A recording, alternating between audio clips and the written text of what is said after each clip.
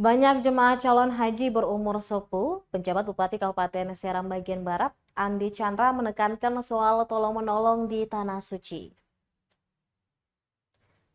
Jemaah calon haji asal Kabupaten Seram bagian Barat telah dilepas oleh penjabat Bupati Andre Chandra Asardudin. Pelepasan itu berlangsung di Gedung Putih Biru, Kecamatan Seram bagian Barat, sejak pukul 10 hingga pukul 12.30 waktu Indonesia Timur, Kamis 15 Januari 2023. Sejumlah 123 jemaah calon haji yang dilepaskan sebagian besar berusia lanjut. Maka Andi Chandra menekankan semangat tolong-menolong dan soal membantu antar sesama dalam hal ibadah. Yang muda-mudi harus senantiasa mengawal dan membantu jemaah yang berumur di atas 60 tahun. Tentu dimanfaatkan sebagai media ibadah. Selain menjalankan rukun haji, Andi mengatakan hal terpenting yang perlu dijaga selama perjalanan ialah kesehatan para jemaah agar kembali dengan selamat. Tentunya memperoleh dan mendapat kenikmatan haji mabrur yang dilewati penuh hikmah.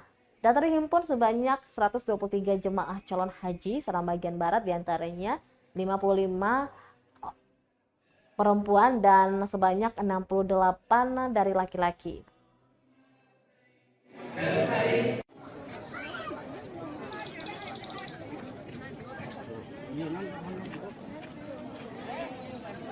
Beliau-beliau ini bisa menunaikan seluruh rangkaian rukun Islam, rukun haji itu dilaksanakan dengan baik.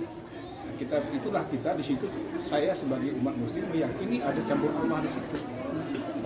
Mungkin di depan mata kita sebut, tapi di sana dia sehat. Allah yang kadang-kadang beliau-beliau ini adalah tamu Allah.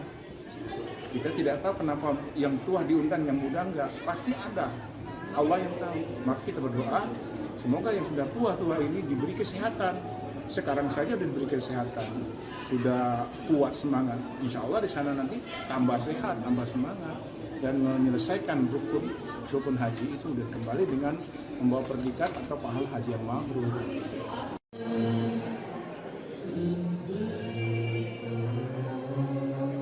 Terima kasih sudah nonton. Jangan lupa like, subscribe, dan share ya.